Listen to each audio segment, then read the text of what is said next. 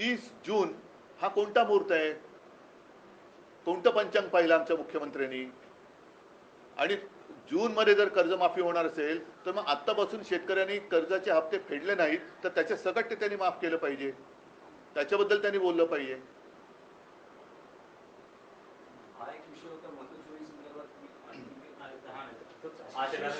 आता तुमच्या पत्रकार परिषदेआधी पत्रकार परिषद झाली, त्यात त्यांनी थेट तुमच्यावर आणि राज ठाकरेंवर आरोप केलेले आहेत की मतचोरी संदर्भात मांडत असलेली भूमिका ठाकरे बंधूंची दुटप्पी आहे. ते फक्त हिंदू आणि दलित, त्याला क्रिकेटचं असल्यामुळे टप्पे कळत असतील बहुतेक, पण त्याने फुलटॉस दिले. तुम्ही बोला. येस, त्यांचं असं म्हणणं आहे की फक्त हिंदू आणि दलित दुबार मतदार दाखवले जात आहेत.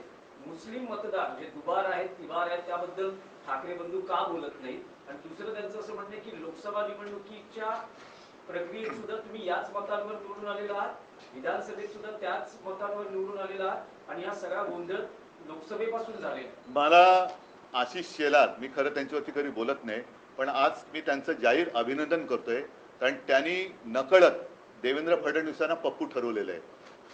कारण जे हे मानतच नव्हते, त्याच्यामुळे महाराष्ट्राचा पप्पू म्हणून त्यांनी फडणवीसांना बोलण्याचं धाडस दाखवलंय. हा त्यांच्या अंतर्गत वादाचा परिणाम, हा परिपाक असेल. कारण आशिष शेलारनी पत्रकार परिषद घेतली ती सुद्धा अशा मुहूर्तावरती घेतली की काल कदाचित रात्री उशिरा किंवा आज सकाळी आपल्या राज्याचे मुख्यमंत्री बिहारमध्ये घसा कोरडा करून येणार होते. ते घसा कोरडा करून आल्यानंतर आता त्यांनी हे अमृत पाजलं की काय आरोपाचं किंवा माहितीचं, हे काय कळत नाही. पण याचा अर्थ सरळ आहे की आशिष शेलारनी सुद्धा हे सिद्ध केलेलं आहे की मतदार यादीमध्ये गोंधळ आहे. आणि आम्ही जेव्हा निवडणूक आयोगाकडे मागणी करतो तेव्हा आमचं एक वाक्य असं दाखवा की तुम्ही या मतांमध्येच सुधारणा करा. आम्ही पूर्ण मतदार यादीमध्ये सुधारणा मागतो आहोत त्याच्यामध्ये. आणि दुसरी गोष्ट काय की कदाचित त्यांची उठबस तिथे असल्यामुळे त्यांना ती नावं मिळाली असतील. आमची उठबस तिकडे कमी आहे म्हणून आम्हाला ही नावं मिळाली असतील. त्याच्यामुळे आम्ही जी मागणी केलेली आहे ती संपूर्ण मतदार यादी सदोष आहे आणि ती सुधारणा होत नाही तोपर्यंत निवडणुका घेऊ नका, ही आमची मागणी आहे. पण आशिष शेलार यांचं धाडस हे कौतुकास्पद आहे. नाहीतर साधारणतः आपल्या नेत्याच्या विरोधात बोलण्याचं धाडस हे आता भाजपवाल्यांच्या अंगात राहिलेलं नाही. हा आरोप थेट त्यांनी मोदी शहांसकट सगळ्यांवरती केलेले, कारण लोकसभेपासूनचा त्यांनी घोटाळा काढलाय. म्हणजे इतरत्र ते जे जिंकलेत मोदी शहा, अगदी वाराणसी बिराणसी, त्या दिवशी संजय राऊत यांनी काढलं ते सगळं. तर म्हणजेच काय की सगळा घोटाळा त्यांनी केलेला आहे. आणि दुसरा महत्वाचा, सरकार तुमचं असताना विरोधक घोटाळे करतात म्हणजे तुम्ही सरकार चालवायला नालायकात, म्हणजे सरकार चालवायला तुम्ही नालायकात. तर हे सगळं एका दगडात आशिष शेलाराने अनेक पक्षी मारलेले आहेत. त्याच्याबद्दल मी त्यांचं कौतुक करतोय.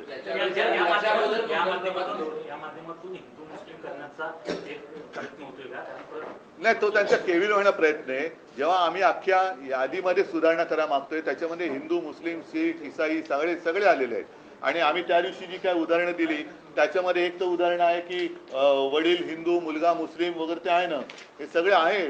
म्हणजे इथलंच आहे, वडिलांचे नाव गोविंद शंकर माने, मुलाचं नाव दिलशाद नौशाद खान, हे आम्ही दिलेलं आहे ना. आता ह्याच्यामध्ये दोन्ही आले, हिंदू पण आले आणि मुसलमान पण आले.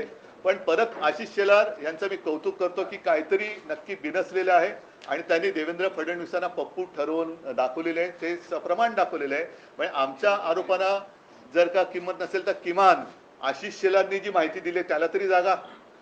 मी परत त्यांचं कौतुक करतो. देवेंद्र फडणवीस सारखं म्हणतात की 2012लाच आपण मतदार याद्यांचं पुनर्निरीक्षण करा, पुनर्रचना करा, ही आपली न्यायालयात याचिका आहे. आणि तेव्हापासून आपण वारंवार मागणी करतो. आशिष शेलारांनी ते आज म्हटलेलं आहे, होत का नाहीये, आम्ही सतत मागणी करतो.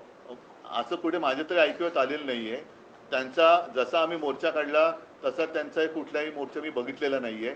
ते कधी निवडणूक आयुक्तांना जाऊन भेटलेत असंही आम्ही बघितलेलं नाहीये. ज्याप्रमाणे आम्ही चोकलिंगम साहेबांना भेटलो, वाघमारे साहेबांना भेटलो, तसे ते कुठे भेटलेले नाहीयेत. आमची लोक आता ज्ञानेश कुमारना जाऊन भेटत आहेत, तसे ते कुठे भेटलेले नाहीयेत. आम्ही आता याच्याबद्दल मी काल परवा म्हटलेले की आम्ही कोर्टाचे दरवाजे सुद्धा एक ठोठवण्याचा केविलवाणा प्रयत्न करणार आहोत. न्याय मिळाला तर मिळाला. मुख्यमंत्र्यांचं आणखीन एक म्हणणं आहे, त्यांचं म्हणणं आहे की वोटर लिस्ट जी आहे ही अशुद्ध असता कामा नये, याच्याशी आम्ही सहमत आहोत. परंतु त्याच्यामुळे भाजप जिंकली हे तुम्ही सिद्ध करा, हे तुम्ही मला आव्हान देता. जर नसेल ना तर मग तुम्ही आमच्या बरोबर या ना निवडणूक आयोगाकडे. तुम्हाला पण आम्ही जेव्हा निवडणूक आयुक्तांकडे जायचं होतं तेव्हा आम्ही भारतीय जनता पक्षाला सुद्धा आमंत्रण दिलं होतं. देवेंद्र फडणवीसांना यायला पाहिजे होते ते. जेव्हा बाकीचे सगळे एक येतात आणि एक व्यक्ती येत नाही, याचा अर्थ असा लावला तर गैर काय की मग फायदा तुम्ही घेतलात. आमच्यासोबत त्यांनी यायला पाहिजे होतं. जर ते एवढे वर्ष मागणी करतायत तर त्या दिवशी त्यांच्याकडनं कोणतरी यायला पाहिजे होतं. आता त्याच मुद्द्यावरून बुलढाण्याचे आमदार संजय गायकवाड शिंदे गटाचे आहेत, त्यांनी देखील म्हटले की निवडणूक आयोगाला लाच वाटली पाहिजे अशा प्रकारचे दुबार. बघा थोडक्यामध्ये काय की आता जो मुद्दा आम्ही उचलला मतचोरीचा आणि तो आज पुराव्यानिशी तुमच्यासमोर आणला, जनतेसमोर आणला. आता पहिला मुद्दा परत मी सांगतो की सर्व नागरिकांनी जाग आता आलेली आहे. आता झोपता कामा नये, कारण आपल्याला सरकार निवडण्याचा अधिकार आहे. आता सरकार मतदार निवडायला लागलेलं आहे. हे घातक आहे. म्हणजे जसं टांझानियामध्ये 98% मत म्हणजे 98% मतं हे तिथल्या अध्यक्षाने मिळाली आणि 2% जी जनता रस्त्यावर उतरली ती केवढ्या मोठ्या संख्येने उतरली. म्हणजे काहीतरी टक्केवारीत गफलत आहे. तुम्ही न्यायालयीन लढाई लढणार आहात, कारण आम्ही एक केविलवाणा प्रयत्न करणार आहोत. तुम्ही म्हणजे आम्ही कुठेही कायदा हातात घेतला वगैरे वगैरे वगैरे, कारण हे परत मग शहरी नक्षलवाद. आता हे दुबार मतदार यादी किंवा सदोष मतदार यादीवरती जे निवडणूक लागतायत हे खरे नक्षलवादी आहेत. कारण ही उघड उघड मतचोरी आहे. जे मतचोरी करून निवडणूक लढतायत आणि जिंकण्याचा प्रयत्न करतात ते नक्षलवादी आहेत. सर्व पक्ष मिळून तुम्ही हा निर्णय घेतलाय, कारण हो, महाविकास आघाडी म्हणून आम्ही निर्णय आणि सगळेच म्हणजे त्याच्यामध्ये राज पण आहेत, बाकीचे आहेत, शेका पक्ष, कम्युनिस्ट त्या दिवशी मोर्चात जेवढे सगळे होते त्या सगळ्यांनी. आणि आम्हाला असं वाटतं की जर भाजपला पण आता हे पटलं असेल तर भाजपने सुद्धा यावं आमच्या बरोबर कोर्टामध्ये. आम्ही पाठवतो सही करायला. का वाटेल? 6 तारखेला नाही ऐका एक मिनिट, एकदा मला स्पष्ट करू द्या. आम्ही कोर्टात जे जातो आहोत त्याच्यात आता हे आशिष शेलारनी पुराव्यानिशी दिलेलं आहे. म्हणजे आशिष शेलारनी देवेंद्रांची तर वाजवलीच आहे, ते सोडून द्या. पण त्यांना जर काही पटलं असेल तर त्यांनी सुद्धा आम्ही जे काही कोर्टात जातो त्याच्यामध्ये भाजपाने सुद्धा यावं आमच्याबरोबर कोर्टात. हे माझं त्यांना जाहीर आमंत्रण आहे. मग त्याच्यामध्ये तुम्ही काय हिंदू मुस्लिम आणखीन कोण असतील तुमच्या लेखी ते सगळे काढा. आपण संपूर्ण यादीमध्ये आम्ही सुधारणा मागतो आहोत. उद्धवजी, तुम्ही आणि राज ठाकरे दोघेही एक विधान करतात की बोगस मतदार कोणी दिसला तर त्याला बळवा किंवा थोडवा किंवा मार. तर अशा वेळेस यावेळेस निवडणूक प्रक्रियेत किंवा मतदानाच्या दिवशी मतदान केंद्रावर प्रचंड गोंधळ किंवा कायदा सुव्यवस्थेची परिस्थिती निर्माण होऊ शकते. अभूतपूर्व पण ती नाही झाली म्हणजे ती व्हावी अशी आमची इच्छा नाहीये. म्हणून बोगस मतदारांनी मतदानाला याचं धाडस करूच नये. कारण आता आम्ही नावानिशी आणि पत्त्यानिशी सगळीकडे चेकिंग करतो. अगदी माझं तर म्हणणं आहे की जिथे मतदार याद्या साधारणतः 1200ची यादी आहे त्या याद्या, जसं आता माझी कलानगरची यादी असेल तर कलानगरच्या गेटवरती ती यादी लागली पाहिजे. टॉवर्स असेल तर टॉवरच्या गेटवरती ती यादी लागली पाहिजे आणि टॉवर्समधल्या सोसायटीमधल्या सगळ्यांनी ती यादी येऊन आपली नावं त्याच्यात आहेत की नाही, आपल्या यादीत दुसरं कोणी घुसलंय का, हे सुद्धा नागरिकांनी पण आता बघितलं पाहिजे. तर या देशात लोकशाही टिकेल. प्रश्न आहे की 12 नोव्हेंबर नाही आता एक उदाहरण त्या दिवशी आदित्यने दिलं, घसीटाराम हलवाई जे दुकानच कधी तोडलेले आहे, तर दुकानाच्या नावावरती 30 का 48 नावं मतदार म्हणून रजिस्टर झाली, जे दुकानच अस्तित्वात नाही. आता अशी जर का लोक येऊन मतदान करायला लागली तर तुम्ही कसं काय तुमची लोकशाही जिवंत ठेवणार. उद्धव जी से हिंदी में जानना चाहेंगे, वोट जिहाद का आरोप आशीष शेलार लगा रहे हैं. उनका कहना है कि मुस्लिम कह रहे हैं, लेकिन मुस्लिम दलित और हिंदू वोटों मैं पहले तो मैं उनका अभिनंदन करना चाहता हूं क्योंकि बीच में हमारे मुख्यमंत्री जी ने कहा था कि ये तो पप्पू, तो उन्होंने अपने मुख्यमंत्री जी को ही पप्पू कैसे है वो आज साबित कर दिया. और किसी ने तो हिम्मत दिखाई. आशीष शेलार को मैं धन्यवाद देना चाहता हूँ. हिम्मत दिखाई है उन्होंने. जो उनका सब कारोबार चला हुआ है वो चोरी का मामला है. वोट चोरी कर कर उन्होंने सरकार बनाई है और वो उन्होंने आज सबके सामने लाया है. और हमारी जो मांग है, हमने ऐसे कभी नहीं कहा कि सिर्फ इनके जो वोट है ये काटो और इनके वोट रखो. हमने तो पूरी जो लिस्ट है उसमें सुधार करने की आवश्यकता है और यही मांग लेके हम आगे जा रहे हैं. तो कभी हमने उसमें धर्म की बात नहीं की, हमने बोगस वोटर की बात की है.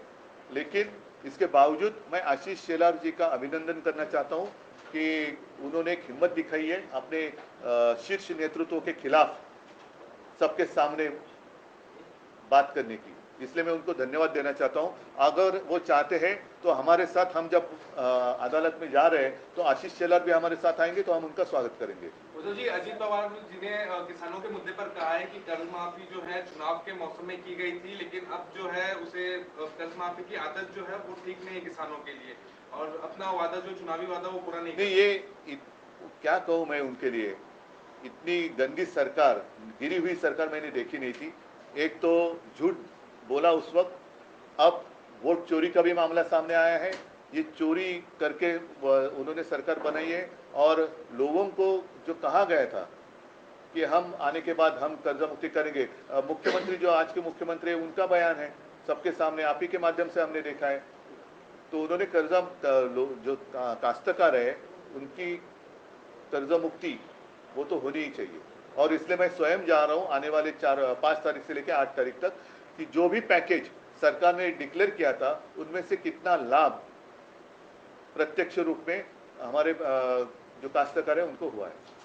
शनिवार को जो आंदोलन हुआ, उस आंदोलन में कांग्रेस के प्रदेश शनिवार को जो आंदोलन हुआ उसमें कांग्रेस के प्रदेश के मुखिया हो या तो मुंबई अध्यक्ष वर्षा गायकवाड़ वो शामिल नहीं हुए। अब सत्ताधारी कह रहे हैं कि कांग्रेस दिल से नहीं चाहता कि मन से आपके साथ और एमबीए में आए। इसलिए मैं फिर से आशीष शेलार का अभिनंदन करना चाहता हूं, क्योंकि एक तो कोई हिम्मत वाला है जो अपने नेतृत्व के खिलाफ बातें कर रहा है, तो उन्होंने अपने अंदरूनी जो बात है उसके ऊपर ध्यान देना चाहिए कि ऐसे लोग ज्यादा देर तक आप उनको दबा नहीं सकते, एक परिसीमा होती है, अन्याय की भी परिसीमा होती है। तो शायद शेलार जी के ऊपर बहुत सारा अन्याय हुआ है इसलिए वो बोल रहे हैं, और उन्होंने देवेंद्र जी को ही पप्पू ठहरा है, तो उसके लिए उनको मैं धन्यवाद देता हूँ।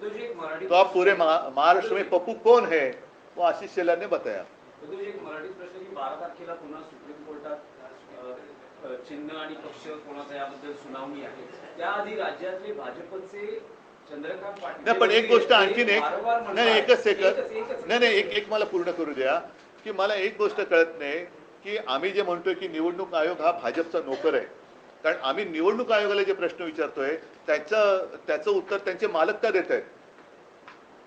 त्यावर त्यांनी स्पष्टता केली आहे। आशिष शेलार म्हणतात की मी निवडणूक प्रतिनिधी म्हणून नाही बोलत आहे, पण जे मुद्दे उपस्थित हो, पण आम्ही त्यांना दिलेत ना, हे त्यांनी मग निवडणूक आयोगाने आम्हाला सांगायला पाहिजे, तुम्ही का बोलतायत? म्हणजे जो आमची जी शंका आहे, संशय आहे की निवडणूक आयोगाचा सर्व्हर दुसरा कोणतरी हाताळतोय, त्याला हे पुष्टी देणार आहे।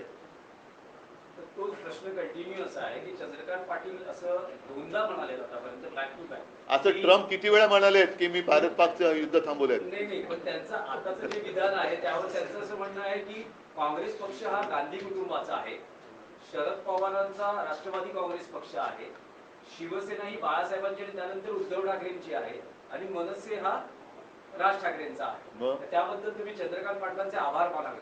खूप हे त्यांनी म्हणजे आता मी बोललो ना की हा अन्याय सोसण्याची एक ताकद असते, ती संपली का लोक उठाव करतात, जसं आज आशिष शेलारने केले तसं चंद्रकांत दादांनी केलेलं आहे, म्हणून मी त्यांना धन्यवाद देतो। आणि शिवसेनेचं नाव हे दुसऱ्या कोणालाही देण्याचा अधिकार कोणालाही नाही, निवडणूक आयुक्ताला सुद्धा नाही, म्हणून मी पहिल्या निवडणूक आयुक्तांना धोंड्या म्हटलं होतं। आता जर ते पुन्हा करते असेल तर या आयुक्तांना मी गोट्या म्हणेन।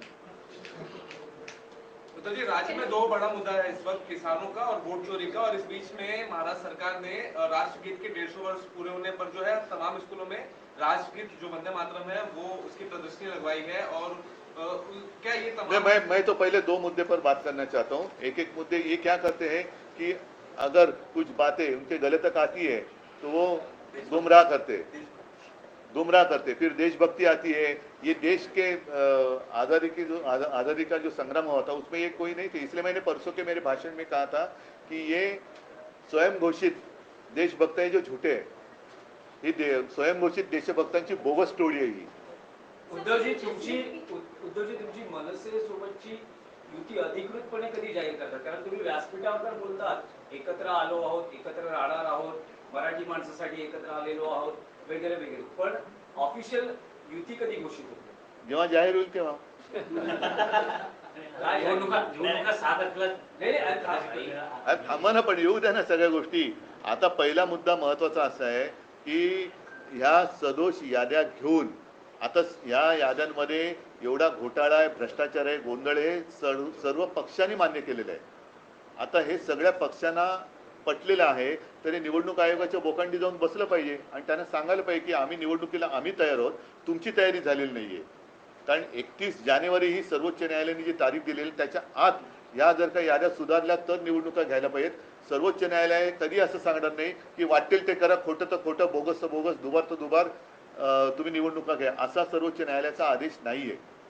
त्याच्यामुळे या सगळ्या गोष्टी आमच्या गोष्टी ज्या आहेत त्या चालू आहेत. पहिलं लोकांना जागरूक करणं, जाग आणणं हे आमचं कर्तव्य आहे आणि ते आम्ही करतो. तो जी एक अलग सवाल, वुमेन्स क्रिकेट टीम ने पहली बार वर्ल्ड कप जीता है, उनके लिए कुछ बताइए। क्या कहो, बहुत गर्व की बात है. और कल मैं बीच में देख रहा था टीवी पर और पूरा स्टेडियम, मुझे नहीं लगता है कि इससे पहले कभी इतनी भीड़ वुमेन्स क्रिकेट के लिए हुई थी. और मैं देख रहा था वो जो अपनी सारी लड़कियां हैं क्रिकेटर्स है, क्या खेल रही थी. बहुत ही बढ़िया प्रदर्शन रहा और सबका मैं अभिनंदन करता हूँ. अच्छा कि आपने बात ये छेडी. सगळ्यांचं काल आपण महिला क्रिकेट चषक वर्ल्ड कप जिंकलो. मला वाटतं पहिला प्रथम जिंकलो. सगळ्या आपल्या महिला क्रिकेटपटूंचं मी मनापासून अभिनंदन करतो. कारण मध्ये मध्ये मी टीव्ही लावून बघत होतो. पहिल्या प्रथम एवढी गर्दी ही महिला क्रिकेटच्या वर्ल्ड कपला कदाचित झाली असेल, पण अप्रतिम खेळल्या, अप्रतिम. म्हणजे त्यांची बॅटिंग स्टाईल वगैरे सुद्धा जी आहे खूपच अप्रतिम आहे. त्यांचं सगळ्यांचं मी मनापासून खूप खूप अभिनंदन करतो आणि आगे बढ़ते रहो. अरे अभी छोड़ो ना, वोट चोरी का मैंने कह दिया ना, और क्या रिपीट करायचं. नाही पण नेमकं काय रिपीट करू. Sir what are you doing, जो आप सेटअप करने वाले, केंद्र सेटअप करने वाले, उसके बारे में. अच्छा, हाँ, जैसे मैंने परसों मोर्चा के सामने बात कही कि मैंने हमारे जितनी शिवसेना की शाखाएं हैं सारे लोगों को मैंने निर्देश दिए हैं कि हम अपने इलाके में रहने वाले जो मतदाता है उनकी सहायता के लिए एक केंद्र शुरू करें, जिसमें मैं सबके लिए आह्वान यानी विनती करता हूं. मतदाता है, आप जाकर वहां खुद भी देख सकते हैं, हमारे लोग भी आपके घर में आएंगे. और दो चीज़ें हैं, आने वाले चुनाव में आपका नाम मतदार सूची में है या नहीं है, आप स्वयं चेक करें. और दूसरी बात है, जो अहम बात है, कि आपकी इजाज़त के बिना आपको दिखाई देने वाले नहीं है ऐसे कुछ चुनाव आयोग के, ज्यादा अपन भूताट की म्हणतो, ऐसे कुछ लोग आपके घर में रहे तो नहीं रहे ना, ये भी देखें. और खास कर 1 जुलाई के बाद जो हमारे युवा हैं, युवती भी है, युवा भी है, 18 साल की उनकी उम्र हुई है, उनको तो मतदान करने का अधिकार मिलना ही चाहिए. तो ऐसे सारे लड़के और लड़कियां आकर हमारे शाखा में उनका नाम रजिस्टर करें. ठीक है सर, सगळ्यांना धन्यवाद. जय हिंद, जय महाराष्ट्र.